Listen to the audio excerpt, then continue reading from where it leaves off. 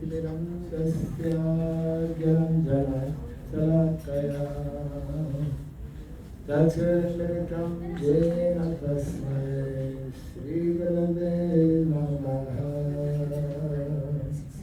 Sri Chaitanya Manobhistam Stapitam Jena Bhuktale Swayam Rupa Paramayam Devati Swaparantikam Nama Om Vishnu Padaya Krishna Prasthaya Bhutale Srimati Bhakti Raghav Swami Maharaj Namaste Saraswati Devi Gauravani Pracharine Devi Sirsa Sunyavadi Pasyata Vishatharine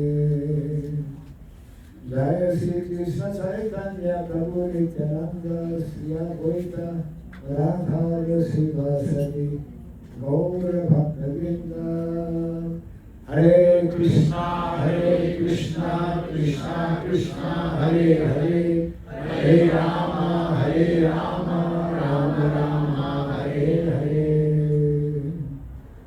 Everyone may kindly fold your hands and repeat the following two short mantras. Om Namo Bhagavate Vasudevaya. Om Namo Bhagavate Vasudevaya. Om Namo Bhagavate Vasudevaya.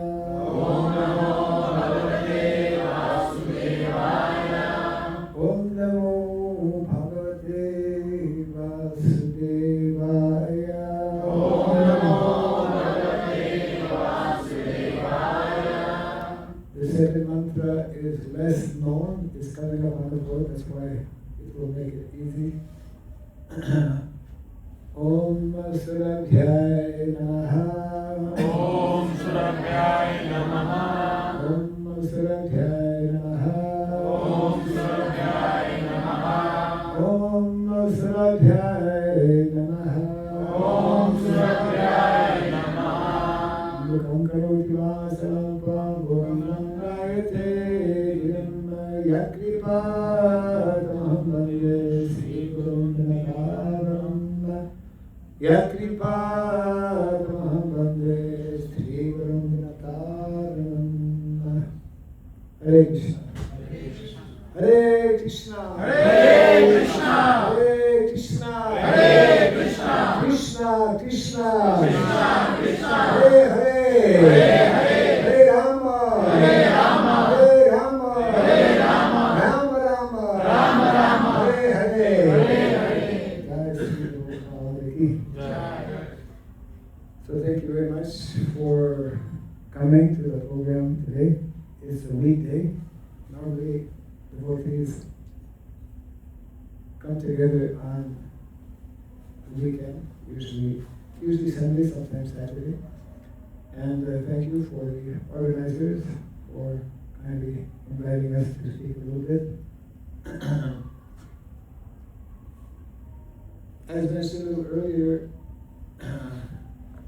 there is, in our Krishna consciousness, Srila Prabhupada has very widely, very elaborately also introduced what he coined as Krishna consciousness, which is it encompasses many things. As mentioned here, actually at the bottom of this first slide, basically I want to share with you one aspect of Srila Prabhupada's mission. You see, when Krishna descends in the material world, he comes for a purpose, isn't it? Either when he comes directly in his original transcendental Shamashundara form in Vrindavan, performing his pastimes, or through different incarnations,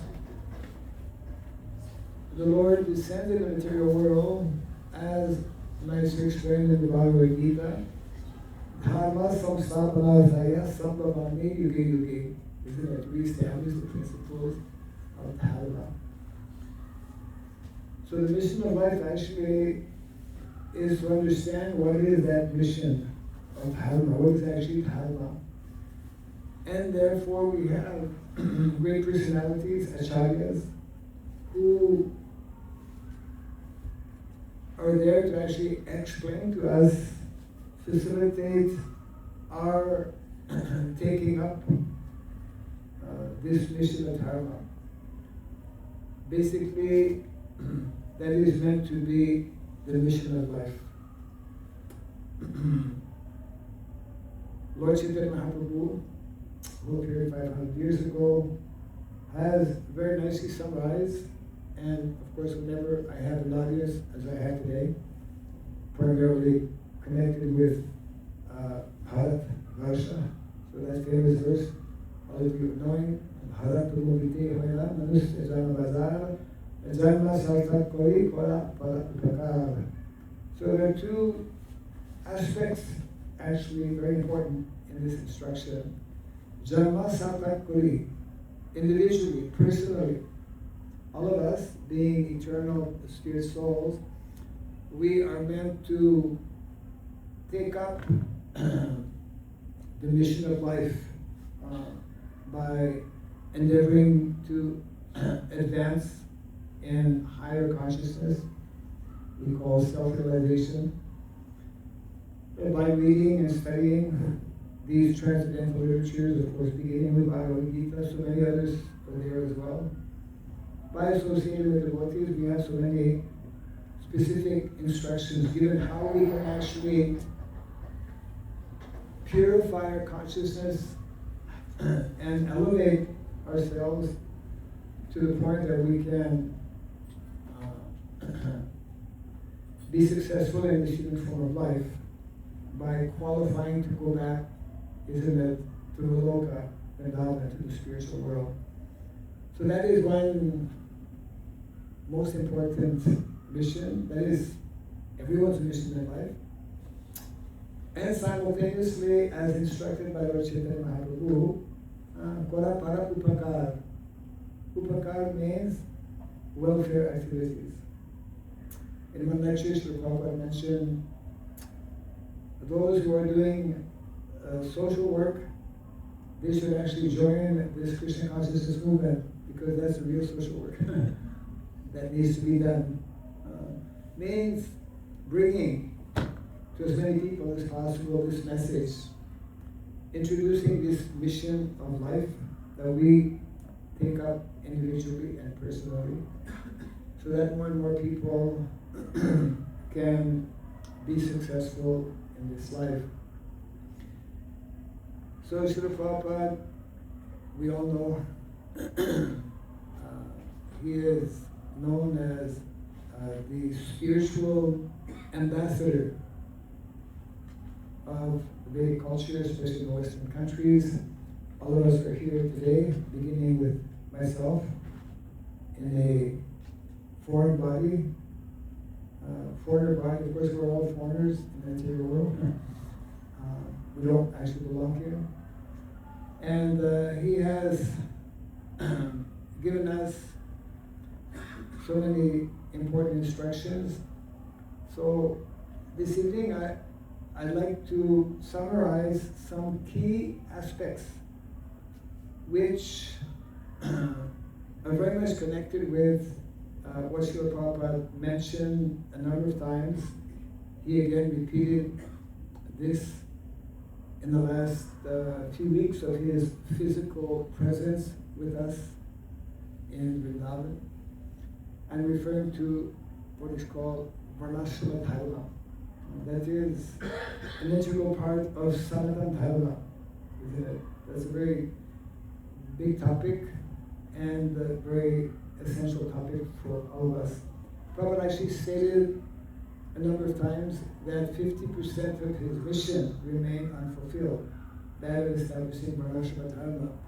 And to this day, actually, we have, I would say, yet to really tackle this 50% of Srila Prabhupada's mission. And hopefully this brief presentation will help us maybe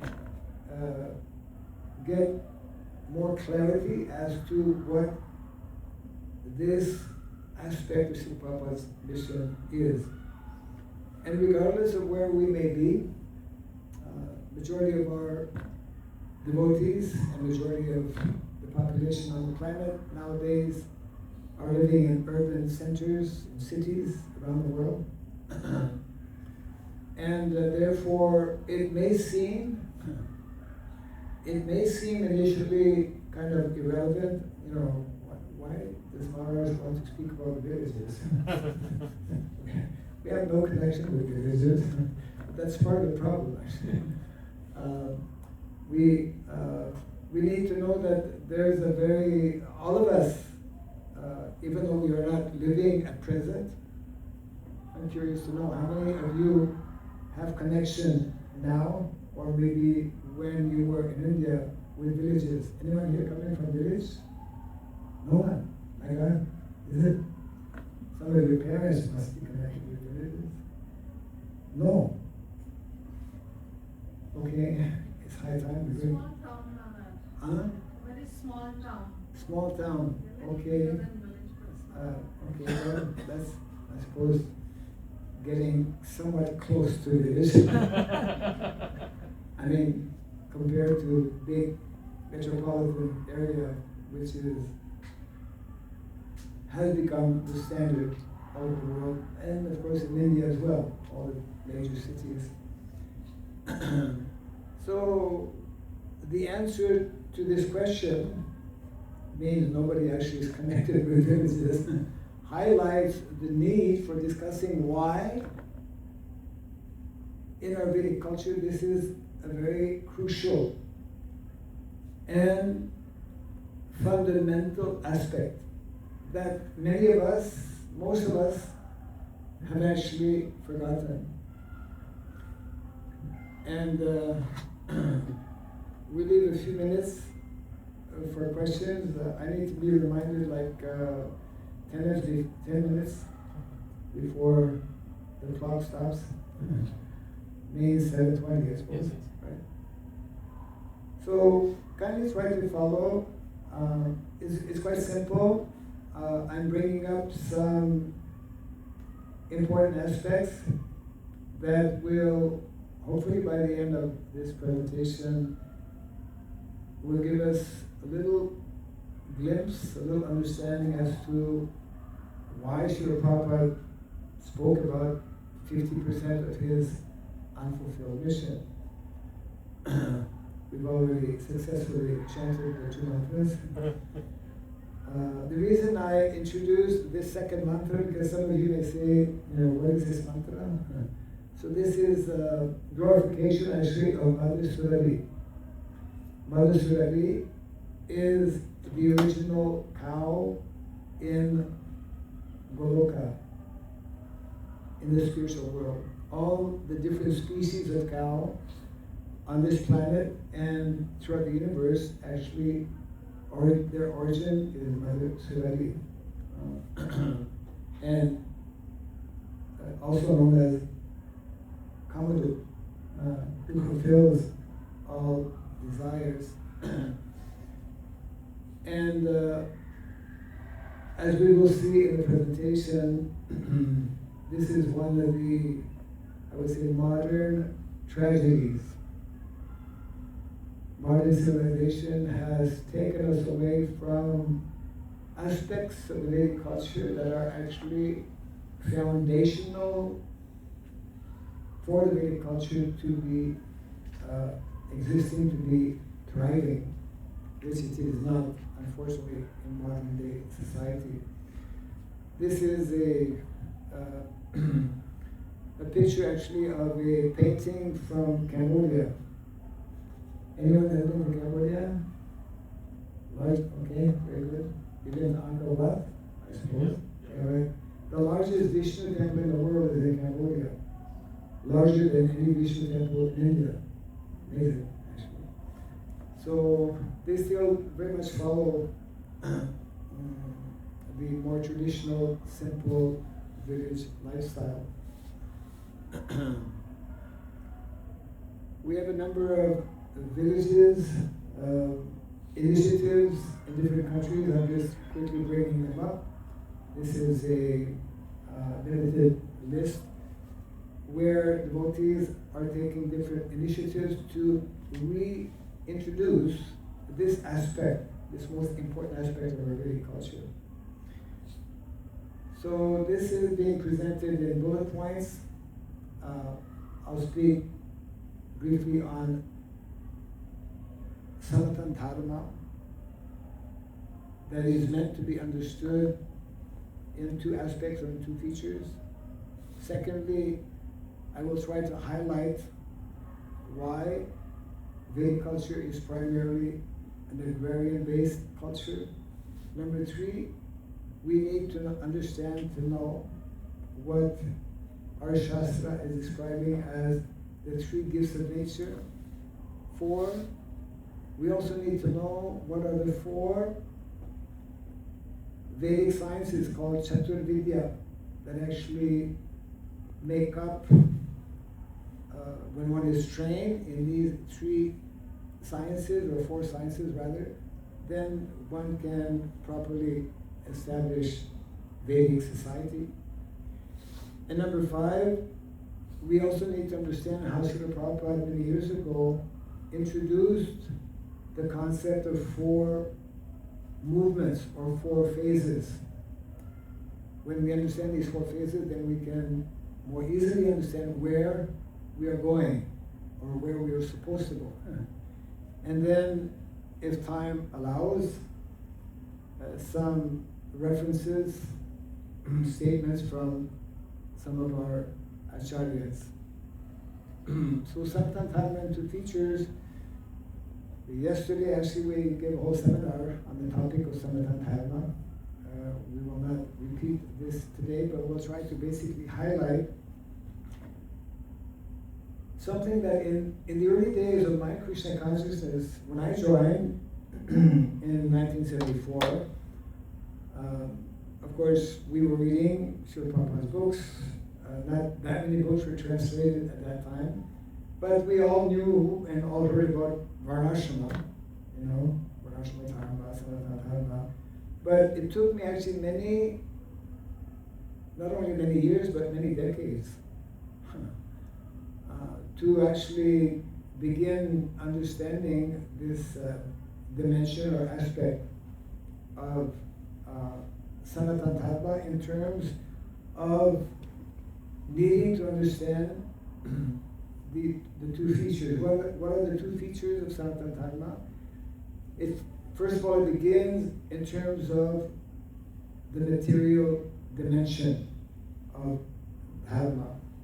And Srila Prabhupada here, just to quote from one of the purports in the Bhagavad Gita, on the bodily plane, Swadharma is called Varnashrama Dharma, or man's stepping stone for spiritual understanding.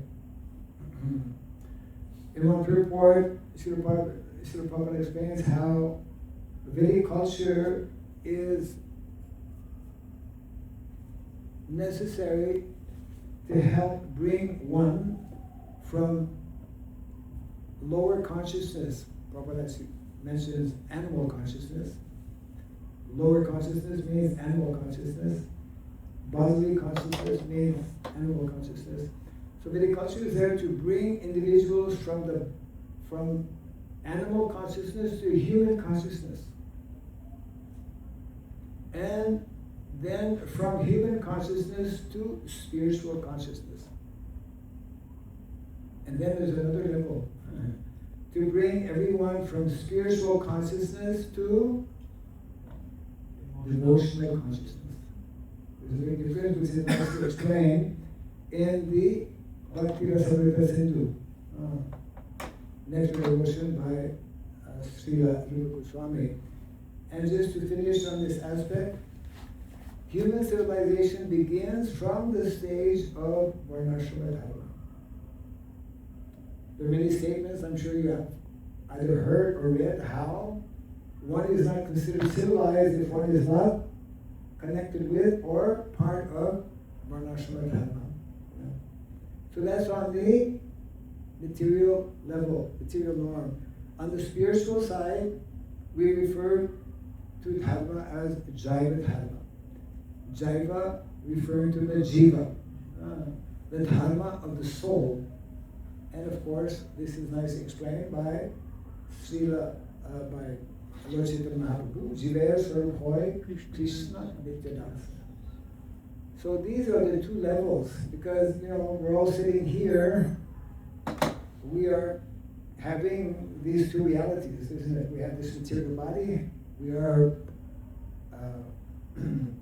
encircled by and influenced by the material energy, but we, the spirit soul, are within this body and different from this body. So in other words, we have these two realities.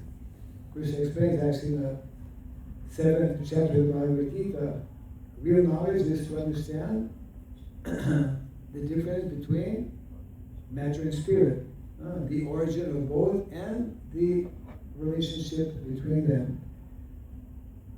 So this is just very, we could say, basic information regarding the need for all of us to not only theoretically understand about Dharma in two features, but actually to live according to what is mentioned actually in the Shastra. Again, to go into details, I mean, there are important references.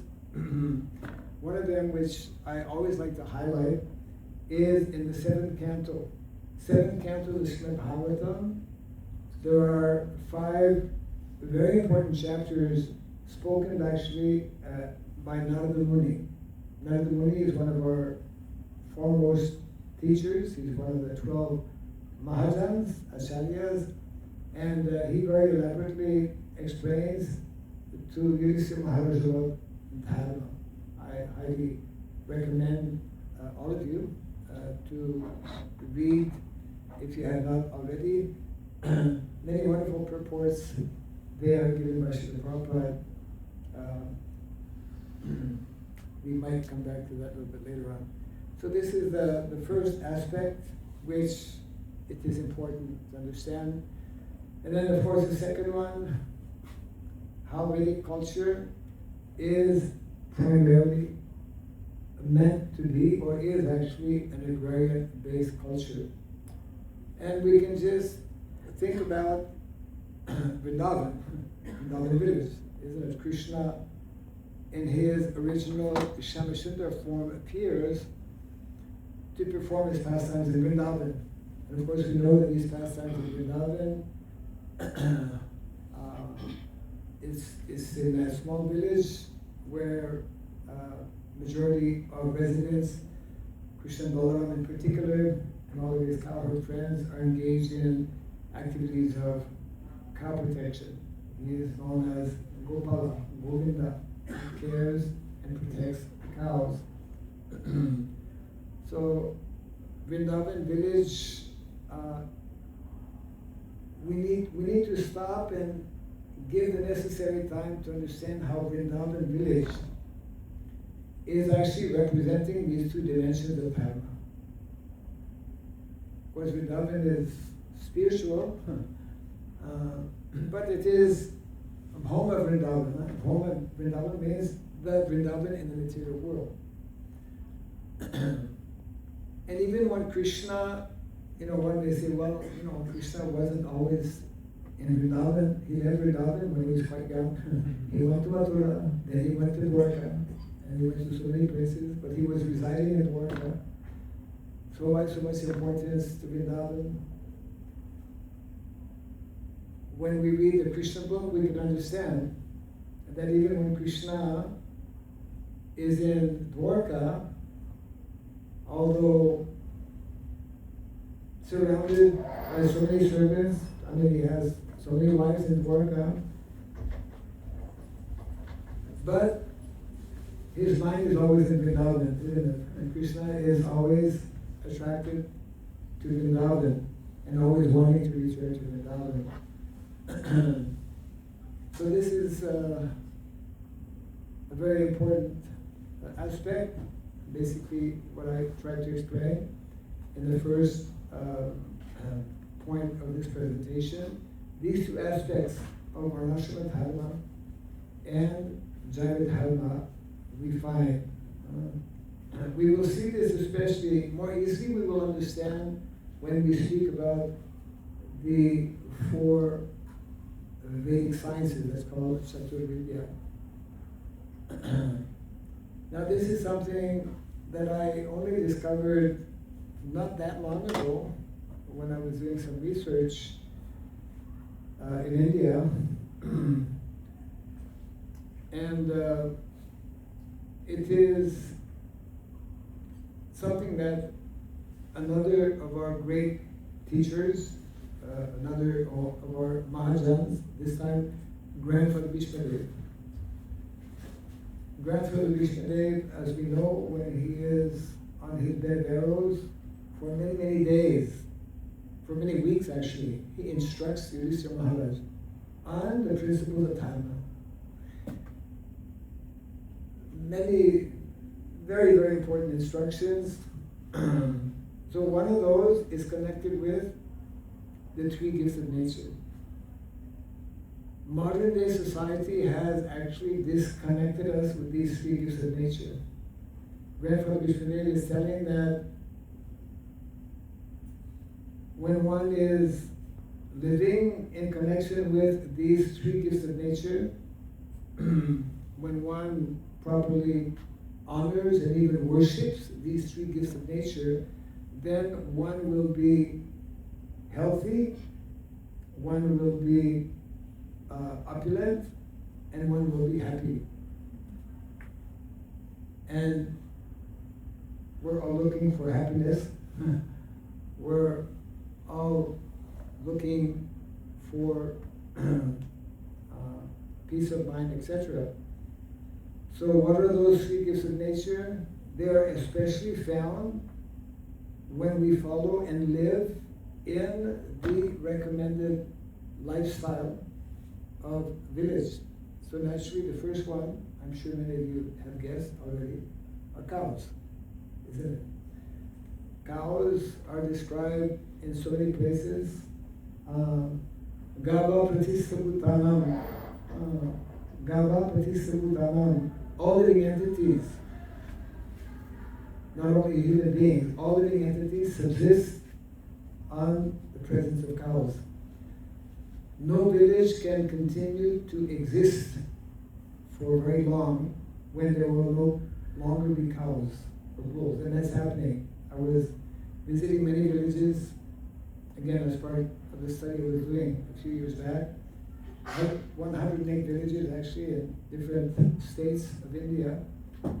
And I saw personally how in many villages you can't find any more bulls, and the number of cows is more and more being depleted, which means that actually the villages as they are meant to be will no longer, they're in a very critical condition right now.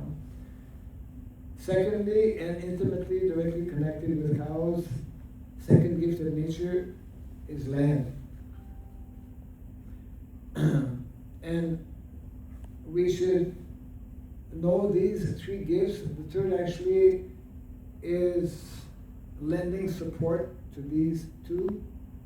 The third gift of nature is knowledge, cultivation of both spiritual and material knowledge, as presented, as given to us in the Shastra, isn't it? The Vedas, our Vedic literatures, are divided, as we know, in Shruti and Smriti. Shruti especially is focused on spiritual, transcendental knowledge, whereas Smriti is dealing more with the material world, material energy, and how we should organize our lives in such a way that it is helping us to actually progress and advance in spiritual life. These are to be understood as mothers. They actually are. They are 3 mothers that are meant to nourish us as individuals and actually the whole of society. Unfortunately, as we all know, in modern day society, as we become more and more modernized and urbanized we have become, isn't it? Disconnected with these three mothers. I mean, totally, especially in, I was just recently in Mongolia, well, my first time actually in Mongolia, where devotees were telling me that in the capital city, maybe just 3 or 4 years ago, the government passed some rule that cows can no longer live in cities. Well, they're not actually meant to live in cities. Then I was telling them this is actually good, because those who are actually devotees, they will prefer to choose living with the cows than not living with the cows. So very important to understand how Vedic culture is promoting this type of more natural lifestyle. And Krishna has arranged that the majority of people be connected with these three gifts of nature to actually more easily, more quickly advance in spiritual life. Now the fourth one should give us, hopefully, more of a clear idea of what is necessary to create this type of society. And this is connected with these four gifts, the four sciences, Sattva Vidya. This we find in various Vedic literatures. We find in particular in the Kautilya Arthashastra, Chanakya Pandit gives many important instructions in regards to how society is meant to be organized. And the first of the four Vedic sciences is connected with the science of philosophy. It's actually basic, and all of us, that's where we start. We are meant to understand who we are and what is the goal of life, what is the purpose of life. These four sciences are actually meant to be the subject matters taught in our Vedic educational institutions. The traditional Vedic institution, at least formal institution, we all know is called Gurukula. Now, because most people outside of India, and even nowadays most people in India, don't go to Gurukula, and therefore are less connected with or less knowledgeable about the pure original Vedic culture, Prabhupada spoke about the need and the importance to establish, wherever we have a temple, to establish Varnashram colleges. Prabhupada spoke about this way back in 1974, which means 52 years ago. He specifically stated wherever we have a temple or a center, there should immediately we should immediately establish a Varnashram college whereby systematically our devotees, our congregational members can learn about the Vedic culture and what are meant to be ultimately a prescribed duties, etc. So it all begins with this science of philosophy, and then we will see the second is referred to as Trayi, or the science of education, which is especially for training Brahmanas. Srila Prabhupada went to the Western world, isn't it, to actually train individuals to take up the responsibility of Brahmana, or to help reestablish Brahmanical culture within society.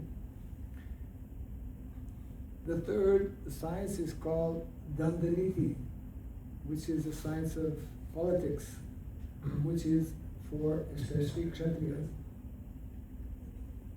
Kshatriyas are meant to be the natural leaders in society, isn't it?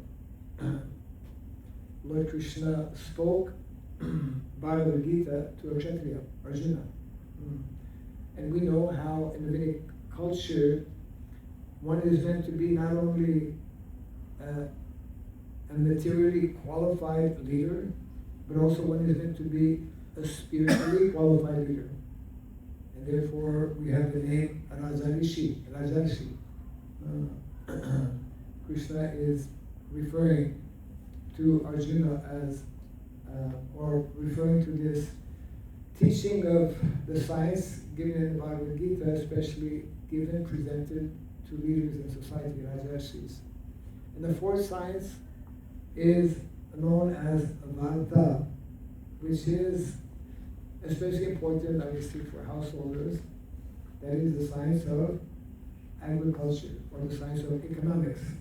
So in Vedic culture, economy, science of economy, sustainable economy, is in this formula that we find in the 18th chapter of the Bhagavad Gita, Krishi Varaksavanijam Vaishya Karma Swabhavajam. Isn't it? I was mentioning a few minutes ago how in the 7th canto of the Bhagavatam, chapter 11 to 15, the last, it's easy to remember, the last 5 chapters, the 5 last chapters of canto number 7 deal with this presentation given by Narada Muni. And in some of those purports, very wonderful purports given by Srila Prabhupada, he mentions how actually the majority of householders are meant to be engaged or connected with agriculture. And of course we know how we are very far from that. So these are nicely explained in this Koti Arthashastra. And then this is the 5th aspect, which is important for all of us to also understand. Before Srila Prabhupada came, we are here in the Western world now, before he came to the Western world, because of, Srila Prabhupada being self-realized soul, he could envision, and he wrote down actually in a maybe less known essay called Gitanagari. Srila Prabhupada, as we know, started his Back to Godhead magazine way back in 1954, and in 1956 he published an article called Gitanagari. And even before that, what he mentions in Gitanagari, he had mentioned in a letter that he wrote to one Dr. Patel, who was at that time the deputy prime minister. He wrote about these 4 movements. Prabhupada calls them 4 movements. And I only discovered, again, it's like, it takes us a little bit of time because there's so many things that are written in these books. And Krishna consciousness is so encompassing, so many aspects are there. But to me, this was like, it was like a revelation, practically speaking. Because not so many have read or even know about Gitanagari essay. When yesterday or the day before, I mentioned Gitanagari, somebody, yeah, I know Gitanagari, the farm, Gitanagari. There is a farm, of course, that is in the US called Gitanagari. Srila Prabhupada visited that farm as well. But there is that essay. So it's like curious to know again, how many have heard about this essay, Gitanagari? Not too many, you're right. No one. I highly recommend. It's in the folio. It's not been published actually in a book form, but it is in what is called the database or the folio. So I just want to extract from that essay what Prabhupada refers to as four movements. And this is, to me, is like every single devotee, every single person connected with Srila Prabhupada's movement, his mission, with Lord Chaitanya's mission, needs to know these four phases. It's like, if we're going up a building, I mean, we need to know that there's the first floor, second floor, and then we come to the fourth floor. So what is the first of these four movements? Prabhupada gave them specific names, and I'll explain them very briefly. And there's a book later, before the end of our presentation, we will share something that all of you can take away with you also, since we're living in the world, digital world nowadays. So the first of the four movements, Prabhupada called it Sankirtan movement, referring to chanting the holy name and distributing transcendental literatures. If we look back 500 years ago, this is exactly what Lord Chaitanya did, isn't it? In Navadvip, he sent out... Only 10 minutes. Huh? Only 10 minutes left. Already, my God, time just doesn't stop. So that's what Lord Chaitanya did in Navadvip. That's what Prabhupada did also in America. He first started going out chanting the holy name. Second movement is called temple worship movement. It's like, you have a congregation, you need a place to congregate and to have deities, etc. Third movement, Prabhupada called it spiritual initiation movement, where one, by training and education, becomes more committed. And the fourth movement is what we are referring to in terms of the 50%. Prabhupada called it classless society movement, where we have the four varnas and ashramas, but everyone is focused on practicing devotional service. Everyone is focused on Krishna. So that's from this essay, as I mentioned, Gita Nagari. So this is just briefly giving you, hopefully, a little idea of aspects of our movement that are important to know, to understand, beginning with this concept of dharma existing on these two levels, material level and spiritual level, and how we need to arrange our lives in such a way that we live according to what is recommended actually in the Shastra, and how village life, yes, how Vedic culture is primarily agrarian or village-based life, and village-based life means actually cow-based life, and Vedic economy means actually cow-based economy as well. Cow-based economy, land-based economy, like that. So we won't have time to go into what are various acharyas, important statements made by both Srila Bhakti Thakur and Srila Prabhupada, and I'll just maybe mention one or two of them. Srila Bhakti Thakur explains how this system of Varnashrama is especially for the Vaishnavas who are still in their conditioned state. It's like, not because we immediately, after chanting the holy name, after associating with devotees, we don't immediately become the pure devotees, even after many years. And therefore, as long as we have even a small connection with any of the modes of material nature, we should be following the system that Krishna himself is recommending. That system is Varnashrama Dharma. Of course, our acharyas have given the word Daiva, and Daiva actually means divine, because within Varnashrama Dharma, the divine aspect is actually the devotional aspect, I'm just quickly here. Maharaj, you can extend to 7:45. Huh? You can extend to 7:45. You have permission? Yes. We must all do things. Well, I think what might be good is we leave, we take a little bit of time for some possible comments or questions, because if one has not gone over these topics, then one may find them maybe not so easy to understand. I'll end here with two things.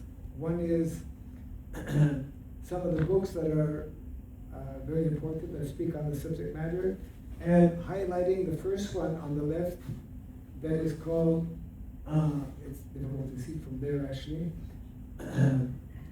Speaking about Varnashrama. Speaking about Varnashrama is having all of the most important statements given by Srila Prabhupada about the subject matter of Varnashrama. And we have here, or you have there, just take it out. Yeah. I carry with me this digital card, which is having this particular book and other books as well. Is hidden in this card here. So after the presentation, all of you can avail of this link. By taking this link, then you'll have access to these cards, and we have a website that gives more information as well. As you can see, the small book Gita Nagari is also there. Light of the Bhagavat, Modernity, Killing Civilization, Make Vrindavan Villages, and My Spiritual Orientation. So, yes, this is the book. Finally. Speaking about Varnashrama, a very important book that was commissioned actually by the GBC many years ago. And we are encouraging devotees. Matter of fact, our Sri Garuda Pandit Prabhu has started some study circle. We have in different places, different countries, devotees who are meeting on a regular basis, discussing on the subject matter this particular book, so that we can directly hear. Isn't it very important to directly hear from our founder Acharya on the subject matter? My humble request is that devotees avail of this facility, download this particular link. This will be with our Garuda over here later on. And if you have a group, you can share it on your group as well. So let's take maybe 10 minutes for any possible questions or comments or whatever you might like to share. Hare Krishna. Yes, and here's the mic. Thank you, Maharaj, for the wonderful presentation on Varnashrama Dharma as such. So, when we read about Varnashrama Dharma at the very start, we understood that it is very important to maintain this society.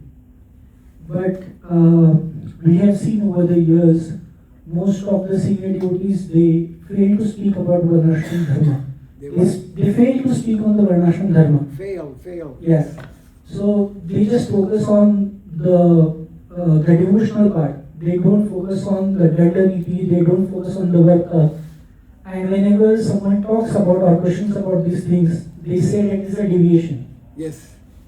So how, as a people from Indian origin who has read Shastras, who believe in these concepts because they have seen what has happened in history by not following them.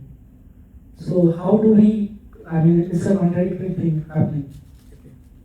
Yes. Very pertinent question. One of the reasons why many of our devotees don't understand or even consider the whole subject matter maybe even relevant is that it has not sufficiently been presented as it is or as it should be. Srila Prabhupada gave us Bhagavad Gita as it is.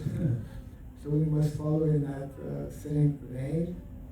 And therefore this book, that's why I'm trying to emphasize how important is this book, because I would say most devotees have not sufficiently heard from Srila Prabhupada how he's presenting and how he's emphasizing the importance. And he's giving us, it takes a little time. It took me many years, you know, I was in India. I was going in villages.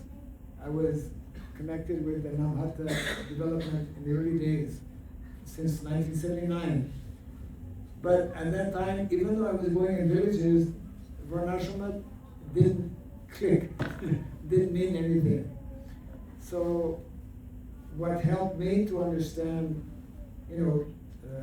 more clearly, what was the beginning of that understanding, very much was his book, Gita Nagari, as I mentioned, making the connection with what Prabhupada wrote in his Back to Godhead magazine, and what he had also written, like 7 years before, 1949, both of which are actually in the folio. Is directly connected. Prabhupada, what did Prabhupada say regarding modern civilization? Well, Prabhupada made some very heavy statements. Prabhupada said modern day civilization is a killing civilization. And I think we can all understand what that means. Modern civilization is a doomed civilization. It's not sustainable, you see. In other words, modern day civilization, we should try to understand as devotees that it is a deviation from what Vedic culture is actually promoting and teaching us. Isn't it? And why especially is it important for us to be connected with cows, which practically is impossible when we live in cities, isn't it? One of the reasons, there are many reasons, it would take another seminar or more. One of the reasons is that the cow is the only animal in the mode of goodness. Just see Krishna's genius. Krishna has arranged society that we are meant to live with cows. That we are meant to, on a daily basis, associate with cows. In other words, the cows are more advanced than we are. They're already in the mode of goodness. We're endeavoring initially. We're trying to come to the mode of goodness, because unless we come to the mode of goodness, you can't go beyond the mode of goodness to pure goodness.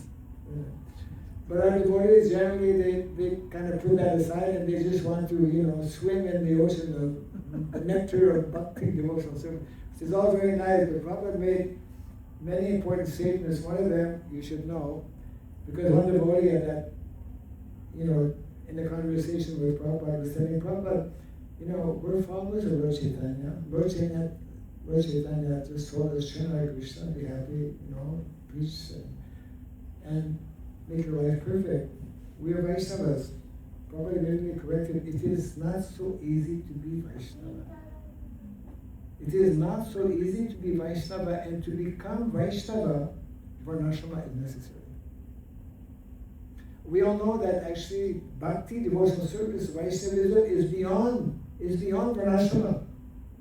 But we are not in the category of Srila Haridas Thakur. Personalities like Haridas Thakur, they can transcend, they transcend completely. But the vast majority of people in the material world are here in the material world because they're conditioned. We're conditioned by the modes of material nature. And Varnashrama is that system, natural system. It is having hidden sciences. The science of education is hidden there in Vrindavan. Because majority of residents of Vrindavan, Krishna's friends, they don't go to school. They don't go to formal school, but they go to another kind of school. That's called non-formal school. Their school is actually every day going out, interacting with one another, and it's connected with one of the 64 arts and sciences called Krishna Krida. Krishna Krida means Krishna's play games through games, this is collaborated also by psychologists. Through games, children learn. They interact with one another, etc. So there's a wealth of knowledge, a wealth of wisdom, hidden actually in our Shastra, and hidden in the lives of the residents of Vrindavan and in village life. So that's why we deviated from what is meant to be the more natural way, and therefore, hopefully, anyone who reads this book will begin definitely to understand more easily, more clearly. But I understand. It's not easy. And you'll find some people reject actually. But how can we reject Varnashram when our founder Charya is promoting it, isn't it? Any other quick comment or question? Yes, Mike is coming. Mike is coming. Mr. Mike is coming. Hare Krishna Maharaj, thank you very much for the wonderful class. Just wanted to understand how, when you mentioned about the 3 gifts of nature, the third one was knowledge. House and land is easy to understand. I was trying to connect, how come knowledge is gift of the nature? If you could just kindly explain that. Thank you, ma'am.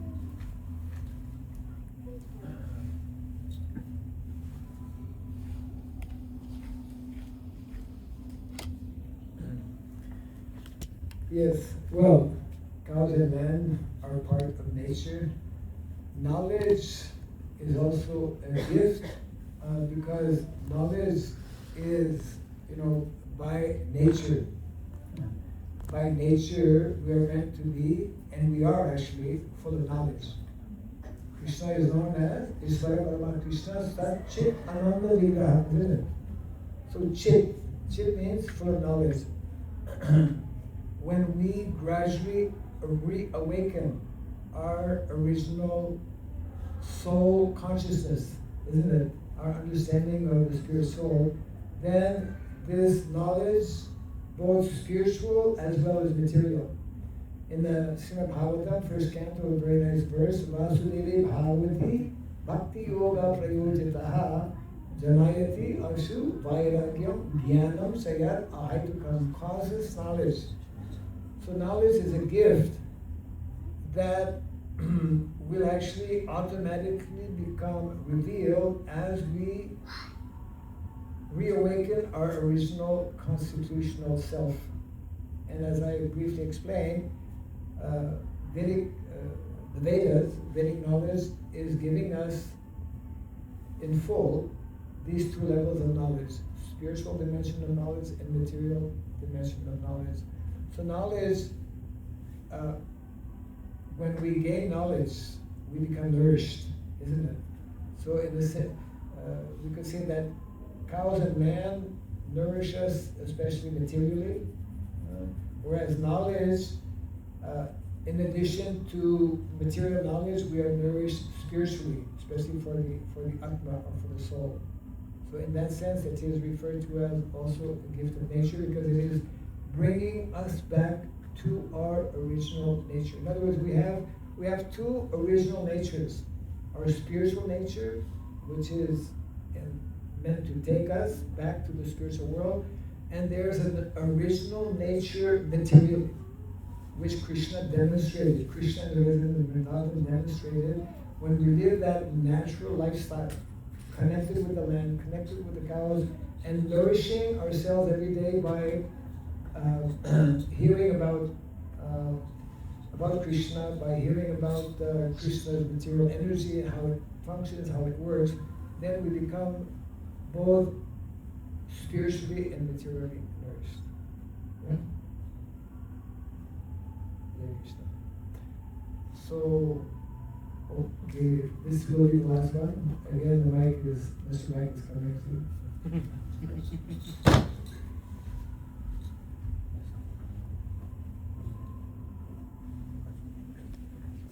Hare Krishna Maharaj, thank you so much for this much insightful class. Most often forgotten topic. And now that we are here and we are reading Srila Prabhupada's books, and trying to develop knowledge and trying to do devotional service. So will there always be that gap that we are not connected to our the roots of Varnashrama? We just continue on this path of reading books and association and devotional service. You still see that there will be the gap always?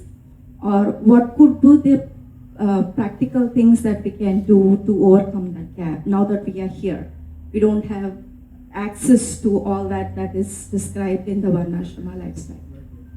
Thank you, Maharaj.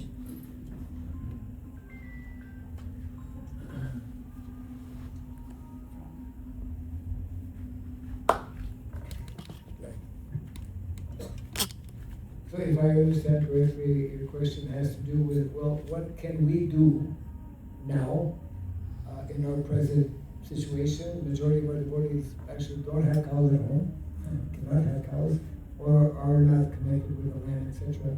We can begin to take many, what they call baby steps towards reconnecting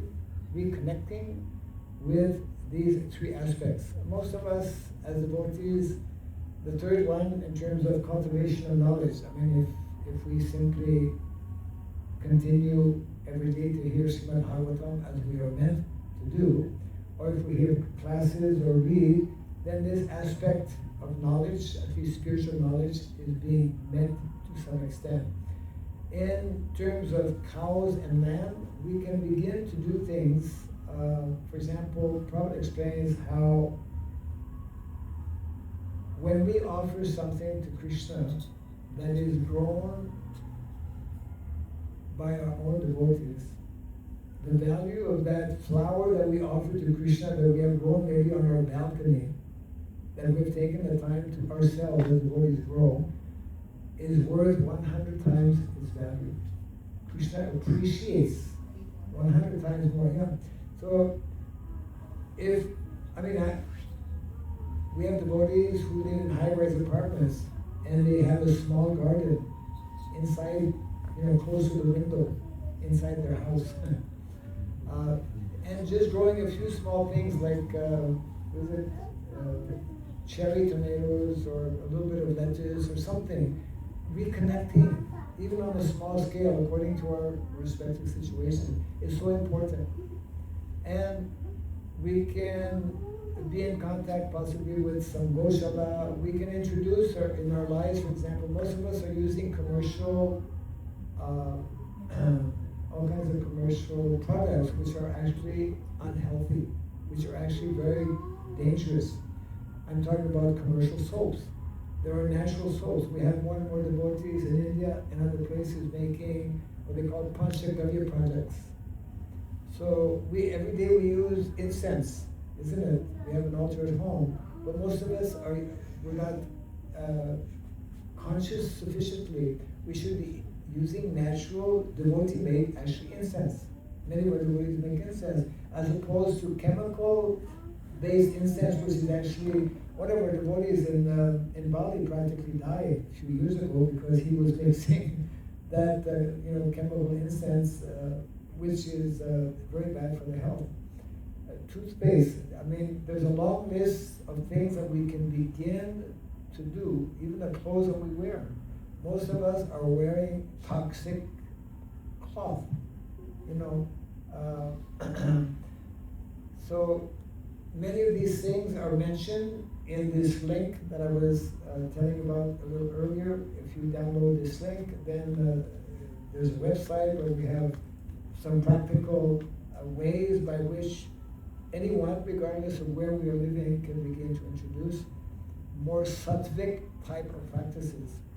I mean, most of us, we don't know what food we're eating. We don't know where it comes from, isn't it? The whole planet, because we have allowed this modern way of agriculture that we call agro-business. Agriculture has become a business, never meant to be a business. Dairy has become an industry. We call it dairy industry. Well, dairy was never meant to be an industry also. So there are many things that we can begin to do. We can open communication with devotees who maybe are practicing or have already introduced. And most important, as I mentioned earlier, I highly recommend the devotees, at least by downloading this link, you can have access immediately to this book. It is being translated in different languages as well, so that the devotees can hear, once again, what the Prabhupada is explaining, and this will be helpful for everyone. Okay? Hare Krishna. Thank you. Jai Shri Prabhupada. So, I think that's the Kirtan maybe right now.